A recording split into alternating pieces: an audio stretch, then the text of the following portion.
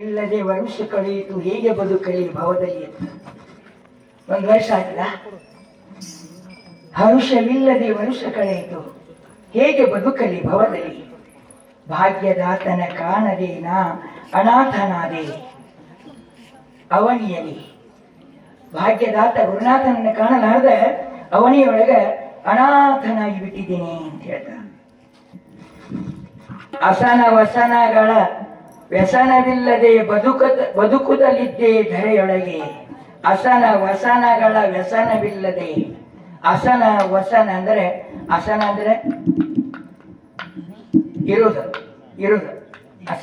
ಅಸನ ಅಂದ್ರೆ ಊಟ ಮಾಡೋದು, ವ್ಯಸನ ಅಂದ್ರೆ ಅಸನ, ವಸನ ಅಂದ್ರೆ ವಸ್ತಿ ಇರುವುದು. ನನಗೆ ಗೊತ್ತಿಲ್ಲ ಶಬ್ದಮ್ಮ ಇವು. ನಿಮ್ಮ ಪಾದ ಸಾಕ್ಷಿಯಾಗಿ ಹೇಳ್ತೀನಿ, ಈ ಶಬ್ದಗಳ ಹೆಂಗ್ ಬರ್ತಾವೋ ಗೊತ್ತಿಲ್ಲ ನನಗೆ. ಅಸನ ವಸನ ಅನ್ನುವಂಥ ಶಬ್ದನೇ ನನಗೆ ಗೊತ್ತಿಲ್ಲ.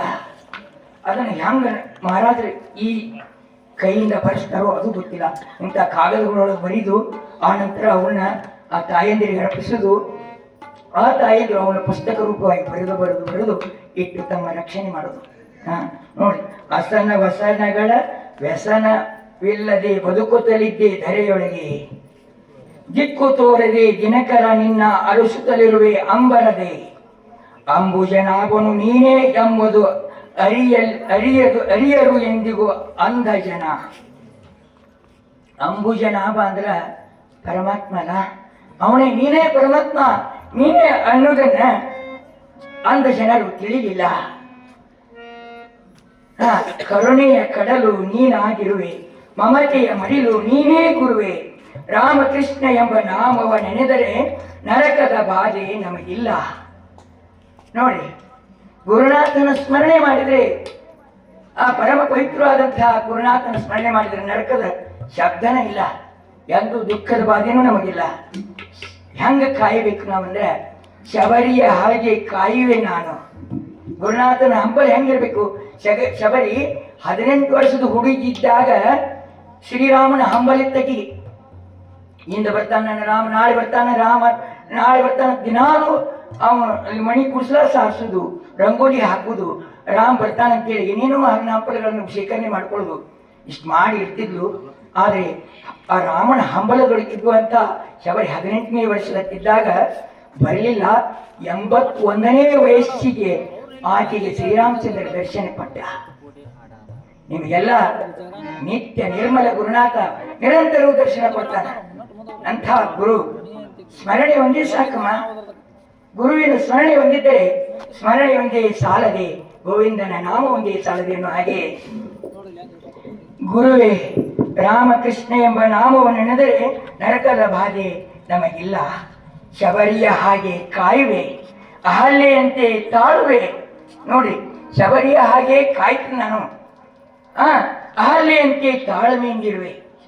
ಭಕ್ತ ಕಲ್ಲಾಗಿ ಬಿದ್ದಿದ್ಲ ಅಹಲ್ಯೆ, ಶಾಪಕ್ಕೆ ಗುರಿಯಾಗಿ ಶ್ರೀರಾಮಚಂದ್ರನ ಪಾದ ಸ್ಪರ್ಶದಿಂದ ಅಹಲ್ಯೆ ಮತ್ತೆ ತನ್ನ ನಿಜ ರೂಪವನ್ನು ತಾಳಿದ್ಲ. ಅಂತಹ ಅಹಲ್ಯೆ ಎಷ್ಟು ತಾಳಿರ್ಬೇಕಾಗಿ, ಎಷ್ಟೋ ಜನ ಒದಿತಿದ್ರು, ತುಳಿತಿದ್ರು, ಬಡಿತಿದ್ರು. ಅಂಥ ಆ ಅಹಲ್ಯೆ ಶಬರಿ 18 ವರ್ಷದಕ್ಕಿದ್ದಾಗ ರಾಮನ ಹಂಬಲ ಪಡೆದು 81ನೇ ವರ್ಷಕ್ಕೆ ಶಬರಿಗೆ ದರ್ಶನ ಕೊಟ್ಟ ಶ್ರೀರಾಮಚಂದ್ರ. ಅದರಂತೆ ಅಹಲ್ಯೆ ಕೂಡ ಶಿಲೆಯಾಗಿ ಬಿದ್ದಾಗ ಎಷ್ಟೋ ತುಳಿತಗಳನ್ನು ತಾಳಿ ತಾಳಿ ತಾಳಿ ಶ್ರೀರಾಮನ ಪಾದ ಸ್ಪರ್ಶದಿಂದ ಮತ್ತೆ ತನ್ನ ಆ ಶಾಪ ವಿಮೋಚನೆಯನ್ನು ಹೊಂದಿದ್ಲು. ರಾಧೆಯ ಹಾಗೆ ಜೀವನ ನಡೆಸುವೆ ಅಂತ. ರಾಧೆಯ ಹಾಗೆ ಕೃಷ್ಣನ ನಿರಂತರವೂ ನೆನೆಸ್ತಿದ್ಲ ರಾಧೆ ಶ್ರೀಕೃಷ್ಣನನ್ನ ನಿರಂತರವೂ ನೆನೆಸ್ತಾ ಇದ್ಲು. ಒಂದು ಪ್ರಸಂಗ ಹೆಂಗೆ ಬರ್ತದ, ಕೃಷ್ಣ ಸ್ವತಃ ತನ್ನ ಎಲ್ಲ ಪರಿವಾರವನ್ನು ಪರೀಕ್ಷೆ ಮಾಡಬೇಕು ಅಂತ ಹೇಳಿ ಒಮ್ಮೆ ಹೊಟ್ಟೆ ಗಡಕತೈತಿ ಅಂತ ಒದ್ದಾಡಕತ್ತಾನ ಕೃಷ್ಣ ಪರಮಾತ್ಮ. ನಾರದರು ಬರ್ತಾರಲ್ಲಿ, ನಾರದರು ಬಂದ ಇದೊಂದು ಪರೀಕ್ಷೆ ಅನ್ನುವಂಥದ್ದನ್ನು ನಾರದರಿಗೆ ಹೇಳಿದಾಗ, ಇದನ್ನು ಹೆಂಗೆ ಪರಿಹಾರ ಮಾಡುವುದು ಕೇಳು, ನನ್ನ ಎಲ್ಲ ಪತ್ನಿಯರನ್ನು ಕೇಳು, ನನ್ನ ಹೊಟ್ಟೆ ಕಡಿಯಾಕತೈತಿ, ಅವರ ತಮ್ಮ ಎಡಗಾಲ ತೊಳ್ಕೊಂಡು ನನಗೆ ನೀರು ಕುಡಿಸಿದರೆ ನನ್ನ ಹೊಟ್ಟೆ ಕಡಿಮೆ ಆಕತಿ ಅಂತ ಹೇಳು ಅಂತ ಹೇಳಿ ಕೃಷ್ಣನೇ ನಾರದರಿಗೆ ಹೇಳ್ತಾನೆ. ಶ್ರೀಕೃಷ್ಣನ ನಾರದರಿಗೆ. ನೋಡ್ರಿ ಎಷ್ಟು ವಿಚಿತ್ರ ಇದು. ಎಲ್ಲ ಎಷ್ಟು ಜನ ಅವ್ರು ಹೆಂಡ್ರು ಕೃಷ್ಣ ಪರಮಾತ್ಮಗೆ? 16,000 ಮಂದಿ ಹೆಂಡ್ರು. ಅದರಾಗ ಮೇನ್ ಇದ್ದವ್ರನ್ನ ಕೇಳ್ತಾರೆ. ಮೊದಲು ಅತ್ಯಂತ ಭಕ್ತಿಯಿಂದ ನನ್ನ ಕೃಷ್ಣ ಅಂತ ಎದೆಯದಿ ಬಡ್ಕೊಂಡು ಅವ್ರದಕ್ಕೆ ಹೋಗಿ ಕೇಳ್ತಾನೆ ನಾರದ. ಅಮ್ಮ ಕೃಷ್ಣ ಒಡ್ಡಾಡಕತ್ತೇನ್ರಮ್ಮ? ಒಡ್ಡಾಡಕತ್ತಾನ, ಹೊಟ್ಟೆ ಕಡೆಗಟ್ಟಿಸಿದ್ದು ಉಳ್ಳಾಡಕತ್ತಾನ.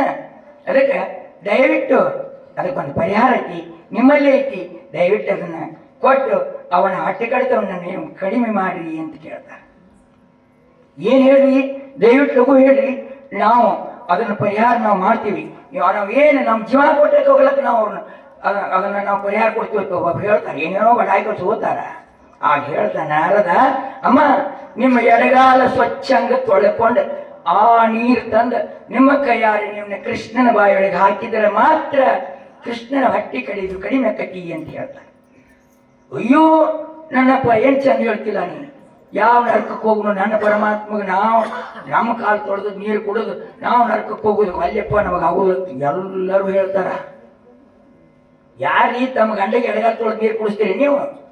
ನೀವಂತೂ ಮದುವೆ ಆಗಿ ಬಿಡುವ ಇನ್ನು ಹಾಕಿರಿ, ಆದ್ರೆ ನೀವು ಕುಡಿಸ್ತೀರೇನು? ಇಲ್ಲಲ್ಲ, ಯಾರಿಗೂ ಆಗಂಗಿಲ್ಲ. ಆ ಕೊನೆಗೆ ರಾಧೆ ಕಡೆಗೆ ಹೋಗ್ತಾನೆ ನಾರದ. ರಾಧೆ ಕಡೆಗೆ ಹೋದಾಗ ರಾಧೆಗೆ ಹೇಳ್ತಾನೆ, ರಾಧಾ ಕೃಷ್ಣ ಹೊಟ್ಟೆ ಕಡಿದು ಒದ್ದಾಡಕತ್ತೇನವಾ, ದಯವಿಟ್ಟು ಆ ಕೃಷ್ಣನ ಹೊಟ್ಟೆ ಕಡಿತಿಗೆ ನಿನ್ನಲ್ಲಿ ಔಷಧಿ ಕೊಡುತ್ತಾಯಿ. ಏನು ಅಂತ ಕೇಳ್ತ. ಏನು ಅಂದಾಗ ನಿನ್ನ ಎಡಗಾಲ ತೊಳೆದು ನೀರು ಕೊಡಬೇಕಂತ ಅವನ ಹೊಟ್ಟೆ ಕಡಿದು ಕಡಿಮೆ ಕತಿ ಅಂದಾಗ ಆ ಅಮ್ಮ ಅವರೆಲ್ಲರೂ ಏನಂದ್ರಿ ಅಂತ ಕೇಳ್ತಾಳಕ್ಕೆ. ಅವರೆಲ್ಲ ಅವ್ರು ದೊಡ್ಡವರಲ್ರಿ, ಪಟ್ಟದರ್ಶಿಯರು, ರುಕ್ಮಿಣಿ, ಸತ್ಯಭಾಮಿಯರು, ಅವರೆಲ್ಲ ದೊಡ್ಡವರು. ಅವ್ರನ್ನೆಲ್ಲ ಕೇಳಿದಾಗ ಅವರು ಇಲ್ಲಮ್ಮ ಅವರು ಕೊಡುದಿಲ್ಲ ಅಂದ್ರು. ನಾವ್ಯಾ ನಡ್ಕಕ್ಕೆ ಹೋಗೋಣ ಯಪ್ಪ, ನಮಗೇನಾಗುದಿಲ್ಲ ಅನ್ನೋ ಕೃಷ್ಣ ಪರಮಾತ್ಮ ನಮ್ಮ ಎಡಗಾಲ ತೊಳ್ಕೊಂಡು ನಮ್ಮ ನೀರು ಅವಾಗ ಕೊಟ್ಟು ನಾವು ನರಕಕ್ಕೆ ಹೋಗಿ ಅದೇ ನಮ್ಮ ಪಾಪ ಕಟ್ಕೊಳಕ್ ತಯಾರಿಲ್ಲ ಅಂದಾಗ ರಾಧೆ ಹೇಳ್ತಾಳೆ. ಅತ್ಯಂತ ಪವಿತ್ರವಾದಂತಹ ರಾಧೆ ಎಷ್ಟು ಚಂದ ತನ್ನ ಹೃದಯದೊಳಗೆ ಕೃಷ್ಣನನ್ನ ಆರಾಧಿಸ್ತಿದ್ಲು ಅನ್ನೋದಕ್ಕೆ ಈ ಒಂದೇ ಒಂದು ಮಾತು ಸಾಕ್ಷಿ. ಏನ್ ಹೇಳ್ತಾಳೆ ಅಂದ್ರೆ, ಅಪ್ಪ ನಾರದ, ನಾನು ನಿರಂತರವೂ ಜೀವನ ಪರ್ಯಂತರವೂ ಆ ನರಕದಲ್ಲಿಯೇ ಕೊಳಿಲಿ ನಾನು ಖರೆ, ನನ್ನ ಕೃಷ್ಣಗೆ ಆರಾಮಾದ್ರೆ ಸಾಕು, ನನ್ನ ಪಾದ ತೊಳೆದು ನಾನು ನೀರು ಕುಡಿಸ್ತೀನಿ ಅಂತ ಹೇಳ್ತಾಳ. ಎಂಥ ಭಾಗ್ಯ ನೋಡ್ರಿ. ಅದು ನಿಜವಾದ. ನಾ ಸಾಯಲ್ನಕ ನನ್ನ ಕೃಷ್ಣನ ನಾ ನರಕದೊಳಗೆ ಬೀಳಿ, ಆದ್ರೆ ನನ್ನ ಭಗವಂತ ಆರಾಮಾದ್ರೆ ಸಾಕು ಅನ್ನುವಂತಹ ಪುಣ್ಯ ಭಾವ ಯಾರಲ್ಲಿ ಇರ್ತೈತೋ ಅವರಲ್ಲಿ ಮಾತ್ರ ಗುರು ಮತ್ತು ಹರ ಹೃದಯದಲ್ಲಿ ಇರ್ತಾನ ಅನ್ನೋದಕ್ಕೆ ಇಂಥ ಹಾಡುಗಳು ಸಾಕಷ್ಟೇ ತಾಯಿ. ಇವೆಲ್ಲ ನಿಮಗ ಮಾರ್ಗದರ್ಶನಕ್ಕಾಗಿ ಬಂದವ. ಅಪ್ಪ ಅವ್ರು ಹೇಳ್ತಿದ್ರು, ನಾವು ಹಾಡಾಗ ಕೆಲವೊಂದು ತೊಂದರೆಗಳಾಗ್ತಿದ್ವು. ಒಮ್ಮೆ ಟೈಮಿನ ಭಾವ, ಕೆಲವೊಂದು ಟೈಮ್ದಾಗ ಈ ಸಾಕು ಬಿಡ್ರಿ ಅಂದಾಗ ನಾವು ಒಂದು ಸ್ವಲ್ಪ ಮನಸ್ಸಿಗೆ ಹೊಂದ್ಕೋತಿದ್ವಿ. ಏನಪ್ಪ ನಮ್ಮ ಮರದ ನಾಡ ಆಡ್ತೀವಿ, ನಾವು ಬೇಡ ತರಲಾಗ್ತಿದ್ವಿ. ಅವ್ರು ಅನ್ನೋದು ಸತ್ಯ ಇರ್ತದೆ. ಯಾಕಂದ್ರೆ ಮುಂದೆ ಕಾರ್ಯಕ್ರಮ ನಡೆಸ್ಬೇಕಲ್ಲ. ನಾವು ನನ್ನ ಗುರುಬಂಧುಗಳಿಗೆ ನಾನು ಯಾವತ್ತೂ ಅಪವಾದ ಕೊಡೋದಕ್ಕೆ ಸಾಧ್ಯ ಇಲ್ಲ. ಇಷ್ಟೆಲ್ಲ ನಿರ್ಮಾಣ ಮಾಡಿದ ಗುರು ಮನಸ್ಸು ಸ್ವಚ್ಛ ಇಡೋದಕ್ಕೆ ಆಗುದಿಲ್ಲ ಏನು ಗುರುವಿಗೆ.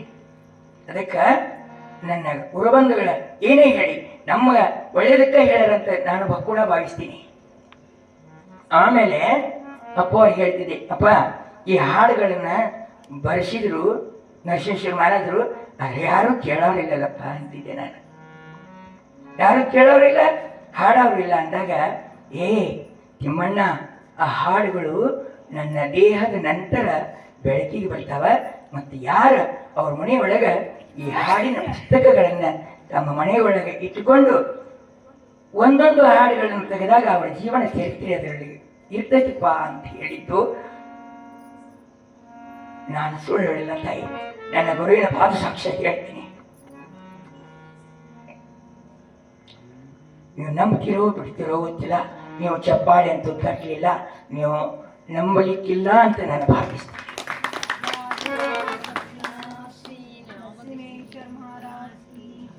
ಈಗಲಾದರೂ ಈ ಹಾಡುಗಳನ್ನ ಮತ್ತು ಮಹಾರಾಜರ ಜೀವನ ಚರಿತ್ರೆಯನ್ನ ನಿಮ್ಮ ಮನೆಗಳಲ್ಲಿ ಇಟ್ಟುಕೊಂಡು, ಇನ್ನೂ ಇವು ಪ್ರಿಂಟ್ ಆಗಿಲ್ಲ, ಇನ್ನೂ ಎಷ್ಟು ಅದಾವ? ಇವು 50-60 ಅದಾವ. ಇನ್ನ ಮಾಡ್ತೀವಿ. ಇದರ 108 ಅದಾವ.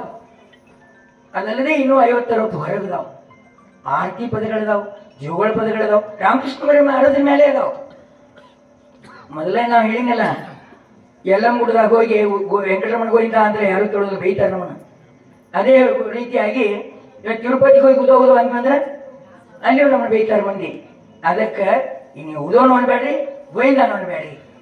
ಮಹಾರಾಜರ ಹಾಡುಗಳನ್ನ ನೀವು ನಿರಂತರ ನಿಮ್ಮ ಹೃದಯದೊಳಗೆ ಆರಾಧಿಸಿಕೊಂಡು ವ್ಯಸನ ಮುಕ್ತ ಪತಿಯಂದಿರನ್ನ ನೀವು ಮದುವೆ ಆಗಲಾರದವ್ರು ಪಡ್ಕೊಂಡು ಸೌಭಾಗ್ಯವತಿಯರಾಗಿ ಒಳ್ಳೆಯ ಜೀವನ ನೀವು ಮಾಡಿ. ಮತ್ತು ನೀವು ಗೃಹಿಣಿಯರೆಲ್ಲರೂ ಗುರುನಾಥನನ್ನು ಆರಾಧಿಸಿ ನಿಮ್ಮ ವೈಭವಯುತವಾದಂತಹ ಜೀವನವನ್ನು ಮಾಡಿ ತಾಯಿದ್ರಿ ಅಂತ ಹೇಳ್ತಾ ನನ್ನ 2 ವಾಗ್ರೂಪ ಪುಷ್ಪವನ್ನು ಗುರುನಾಥನ ಚರಣಕ್ಕೆ ಅರ್ಪಿಸ್ತಾ ಇದ್ದೇನೆ. ಧನ್ಯವಾದ.